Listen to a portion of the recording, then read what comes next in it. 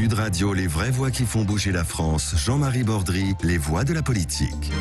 Bonsoir à tous et bienvenue sur Sud Radio, les vraies voix qui font bouger la France jusqu'à 20h sur Sud Radio. À partir de 19h30, place aux entrepreneurs. C'est avec Stéphane Soumier, justement sur Sud Radio et sur Bismart. Comment vivent-ils cette veille de déconfinement progressif que pourrait nous annoncer demain? Vous le vivrez en direct sur Sud Radio.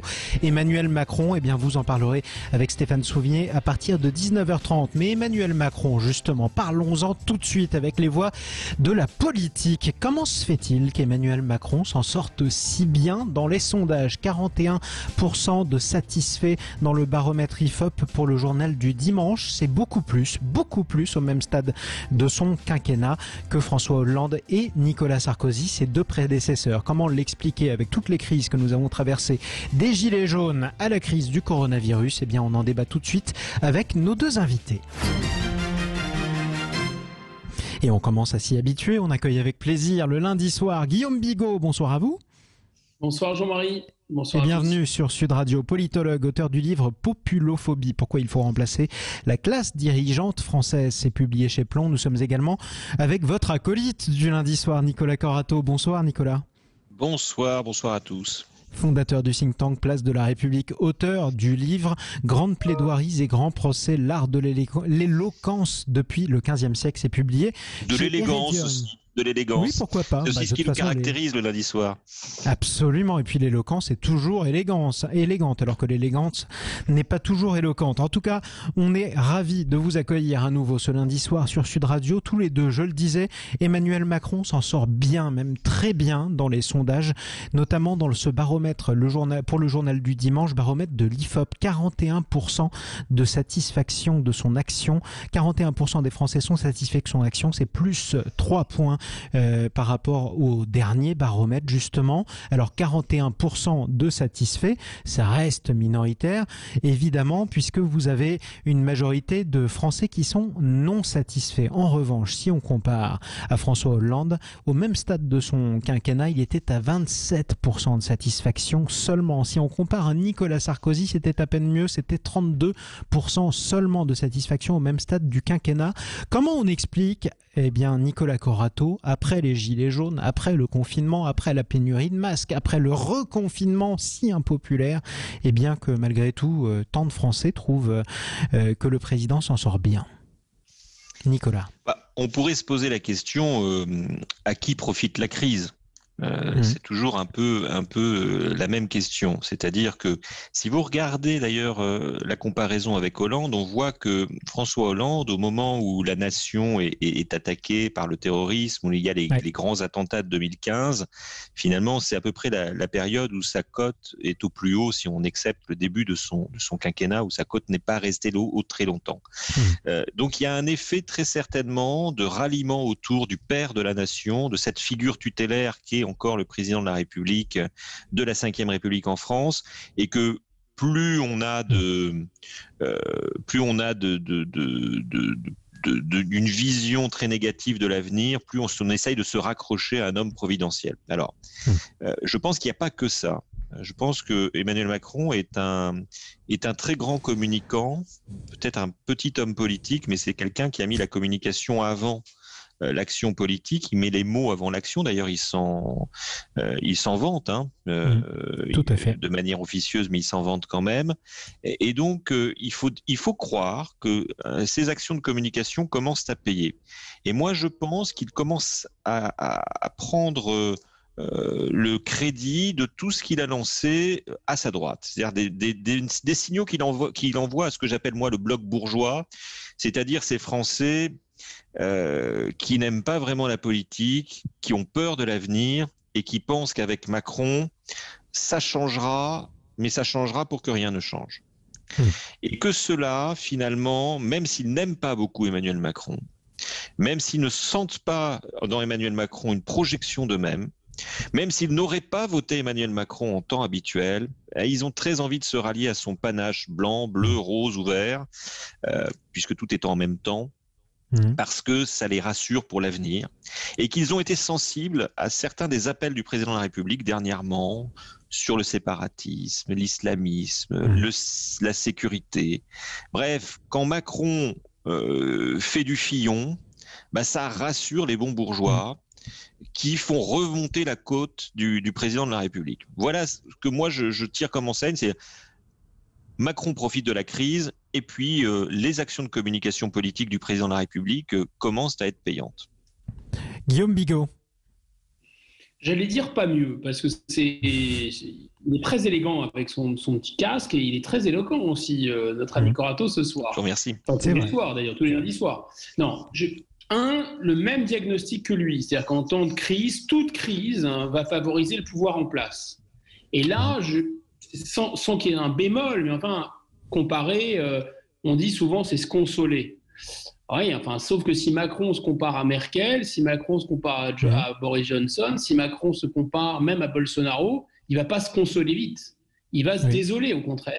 Parce que, voilà, Mme Merkel, elle est à 75%, entre 75 et 85% d'opinion favorable. Donc, c'est très mauvais, en réalité. C'est un score pathétique, 40% pour quelqu'un qui est dans une crise très grave. Ou en plus, deuxième considérant, alors je ne vais pas pousser le bouchon trop loin, mais François Mitterrand, qui était vraiment en dessous de tout, quand il y a eu la guerre du Golfe, il est remonté aussi comme un bouchon à la surface. Ça a été dit tout à l'heure, M. Hollande, qui était une sorte de figurant à la présidence de la République.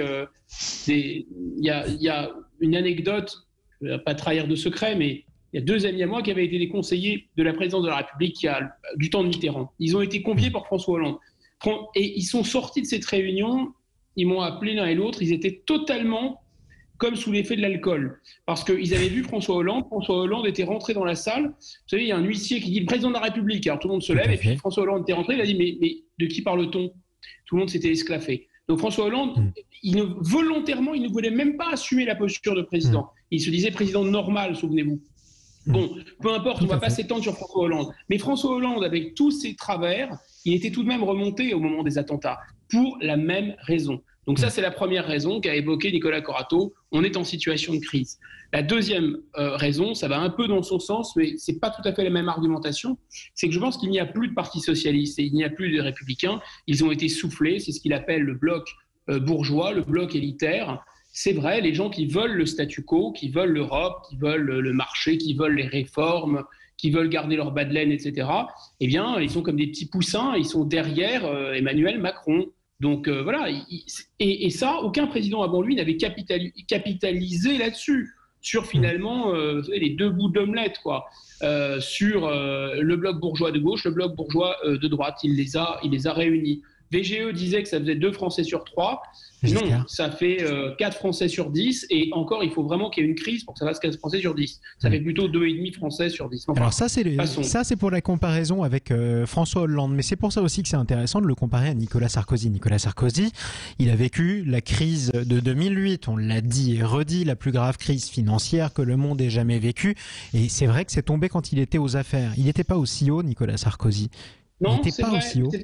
Non, c'est vrai, mais alors il y a quand même là on peut trouver des raisons qui me semblent justifiées, c'est-à-dire que et on revient sur ce que disait Nicolas Corato, il a cette communication qui est vraiment un peu boursouflée quand il joue au chef de guerre. Et en fait, jouer au chef de guerre, ça pouvait paraître un peu grotesque, mais en réalité, si on réfléchit, c'était relativement malin, parce que en comparant le virus à une guerre, il a bien souligné le fait que finalement, d'abord, il fallait faire bloc, et puis on était agressé de l'extérieur. C'était un corps étranger qui nous agressait. C'est pas complètement faux, c'est un virus.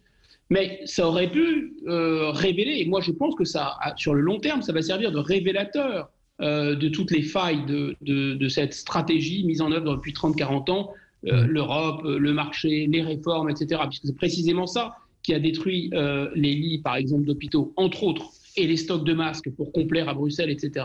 Mais donc, ce que je veux dire par là, c'est que sa communication, Corato a raison, est habile. Sa communication habile, et donc, par rapport à Sarkozy, lui, il n'a pas eu un événement extérieur. La crise de 2008, ça a paru comme un dérèglement du système financier, et M. Sarkozy, parce qu'il était à droite, parce qu'il était pour la globalisation, parce qu'il était pour, cette marchandisation du monde, c'est apparu comme le dérèglement de la politique qu'il portait.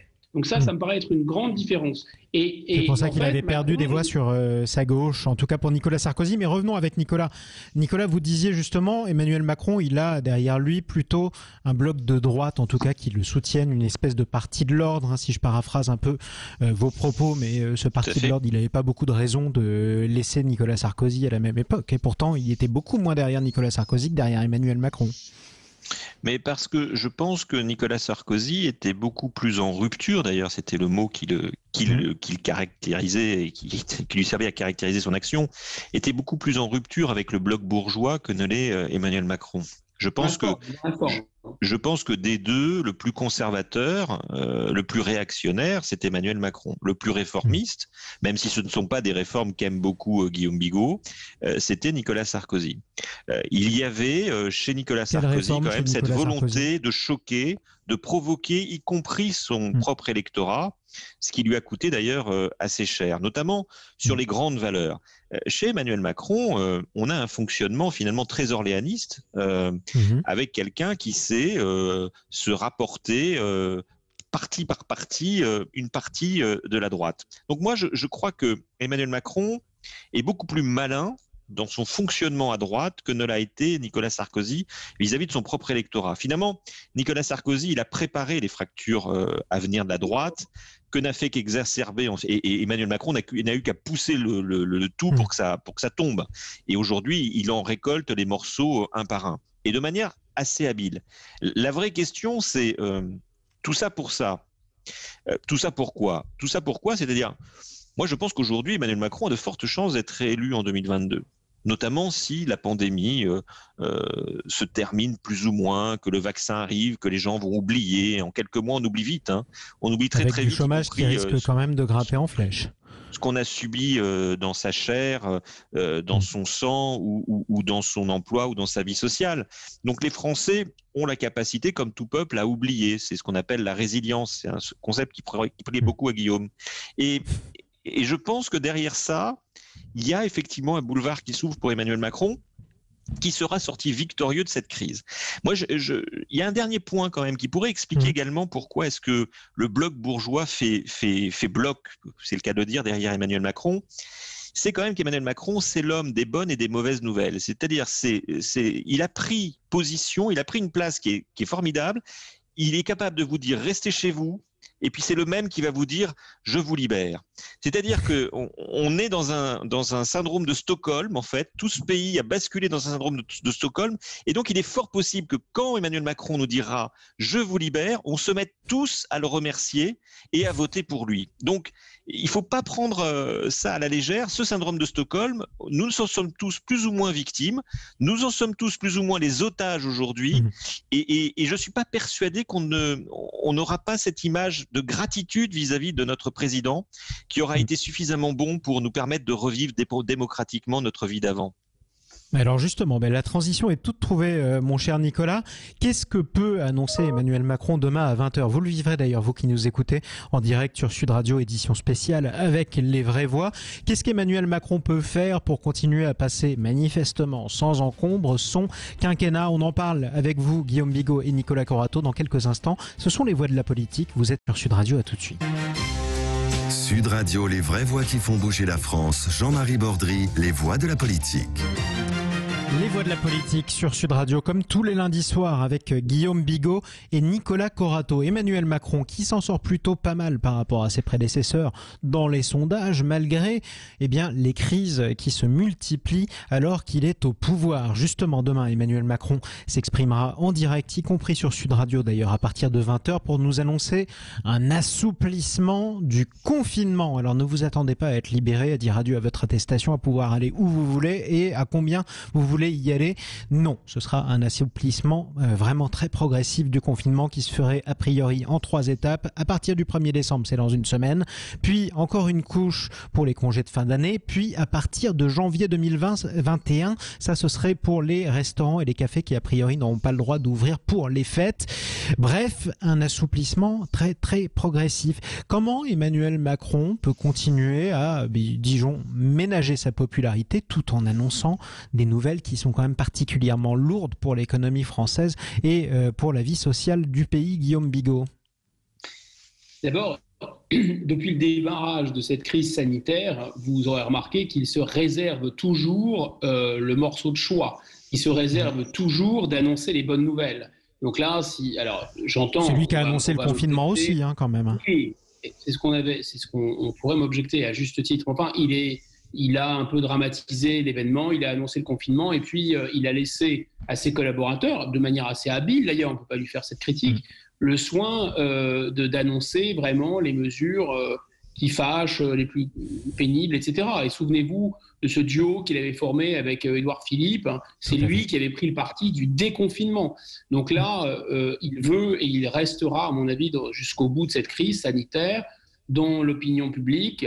Certes, il apparaît comme quelqu'un de raisonnable, qui prend tout de même des mesures qui s'imposent, mais il tient à faire savoir qu'il retient un peu les chevaux, que s'il n'était pas là, s'il leur laissait la bride sur le dos, tous ces technos... les médecins nous enfermeraient dans notre cave, quoi. Exactement. C'est un peu le rôle qu'il joue, il essaie de jouer. Il tient à le faire savoir de la même façon qu'il se réserve les bonnes nouvelles. Et vous allez voir qu'il va nous parler d'alléger un peu les contraintes de Noël, etc. Bref. Donc, s'il parle, c'est qu'il a plutôt des choses qui vont favoriser sa cote de popularité, à nous dire. L'autre chose qui est très importante à comprendre, me semble-t-il, c'est, je reviens là-dessus, c'est pas à cause des crises. C'est grâce aux crises qu'il maintient un minimum de popularité. Et pas toutes les crises. C'est vrai, les Gilets jaunes avaient fait chuter. C'est vrai, les réformes l'avaient fait chuter. Et donc, il faut aussi bien souligner un point, c'est que c'est justement parce qu'il ne fait plus rien qu'il devient un peu moins impopulaire. C'est précisément parce que c'est devenu un pot de fleurs. C'est précisément parce qu'il est obligé de dire le contraire de ce pourquoi il avait été élu. C'est parce qu'il est obligé de parler de souveraineté, parce qu'il est obligé de parler de souveraineté industrielle, parce qu'il est obligé de parler de séparatisme, parce qu'il est obligé de parler de nation. Ça lui fait mal à la bouche, sans doute, mais il prononce les mots, il dit les mots. Alors évidemment, les gens, et c'est ça sa force, ça a été souligné, c'est quelqu'un qui va accompagner les petits vieux dans un autocar qui va au Mont-Saint-Michel et qui va leur vendre des assurances. C'est ça, M. Macron. Donc là, il est dans ce domaine-là, il a un art très consommé. On ne peut pas lui nier ça. Ce serait de la mauvaise foi. Il est très fort pour faire ça. Et c'est un grand comédien et il arrive à dire les mots. Alors, ça ne correspond pas du tout. Et c'est pour ça que je ne suis pas d'accord avec l'enchaînement que vous faites sur le fait que ça va lui porter chance à l'élection présidentielle. C'est pas du tout garanti, parce que s'il y a un décodage et un décryptage politique, c'est parce que si les gens se rendent compte que derrière les mots, il y a à peu près le contraire dans ses intentions et dans ce qu'il veut faire, là finalement, j'insiste, il a bénéficié d'un effet pause. La pandémie, la crise sanitaire a arrêté la machine bruxelloise qui est le vrai logiciel d'Emmanuel Macron en réalité. À situation exceptionnelle, mesures et sondages exceptionnels. Effectivement, Nicolas Corato, alors on parle d'Emmanuel Macron au pouvoir et face à une crise effectivement qu'on n'avait jamais vue. Comment d'autres présidents se seraient débrouillés? Quelles erreurs a-t-il pu faire? Des erreurs plus ou moins pardonnables que d'autres n'auraient sûrement pas faites d'après vous? C'est compliqué de répondre à votre question. Moi, j'ai pas l'impression que ça aurait été différent. D'abord parce que cette crise sanitaire, c'est d'abord une crise administrative. C'est une crise de l'exécutif. C'est une crise de la technostructure. Et donc, cette technostructure, cette haute administration, quel que soit le président de la République, elle aurait été là et elle aurait été incapable, comme elle l'a été, d'appréhender cette crise. Et d'ailleurs, je pense que la prochaine étape, après les masques, après les tests, ce sera le vaccin, et qu'on va voir la haute capacité de nos hauts fonctionnaires à vendre, entre guillemets, le vaccin à la population et à mettre en place les campagnes de vaccination.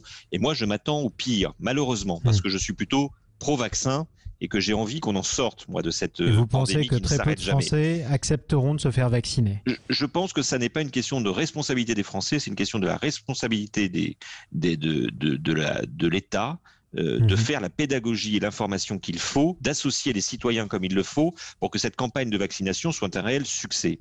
Et pour revenir complètement à votre question, oui, je pense qu'aucun autre président n'aurait fait mieux ou n'aurait fait moins bien. On aurait été en France dans une situation de quasi-échec, d'échec médiocre en termes de réponse face à cette pandémie, tout simplement parce que, comme le dit souvent Guillaume, ça fait des années qu'on prépare ce semi-échec. Ça fait des années qu'on a désarmé, pour reprendre l'allégorie chère au président de la République, qu'on a désarmé nos hôpitaux, nos services publics et il faut bien le dire aussi nos administrations sociales, économiques qui sont dans l'incapacité aujourd'hui de Petite répondre. Objection, Nicolas. Pardon, je vous ai coupé, mais c'était pas l'objectif. Non, mais je vous en prie. Et vous dites, ça fait des années qu'on a désarmé nos services publics. Prenons par exemple un pays comparable à la France qui s'en sort beaucoup mieux, l'Allemagne. Effectivement, beaucoup moins de morts qu'en France et en plus beaucoup moins de confinement. Pourtant, la moitié des hôpitaux, ils sont privés, donc on peut pas parler de services publics. Il y a beaucoup plus de services publics de la santé en France qu'en Allemagne. Vous avez raison, simplement en Allemagne, les hôpitaux privés sont tenus par une politique des Länder qui associe le privé et le public. Moi, je ne suis pas un partisan du public pour le public. Je dis simplement qu'en Allemagne, il y a une politique publique de santé qui est déclinée au niveau des Länder.